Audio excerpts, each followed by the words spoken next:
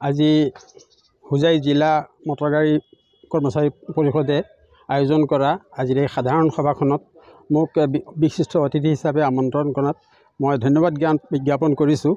এইখিনিতে মই এতিয়ালৈকে যিখিনি বক্তব্য দেখা গ'ল যে ড্ৰাইভাৰ চালকসকলৰ বিষয়ে কোৱা হৈছে, মই ক'বলৈ বাধ্য হৈছোঁ আজিকালি ড্ৰাইভাৰসকলে কিবা এটা মামুলি ভুল কৰিলে বা ভুল নকৰিলেও কিবা দুৰ্ঘটনা এটা ঘটি গ'লে কিছুমান অত্যাচাৰ তেওঁলোকৰ ওপৰত হয়।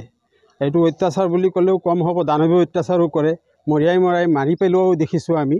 কোনো চালকে জানি শুনি তেনেকুৱা এটা দুৰ্ঘটনা নকৰে বুলি আমাৰ প্ৰত্যেকৰে বিশ্বাস আছে। তবে এটা কথা মই কওঁ, যিসকল চালক লাইচেন্সধাৰী বা যিসকল প্ৰশিক্ষণপ্ৰাপ্ত তেওঁলোকেতো তেনেকুৱা অন্যায় নকৰে।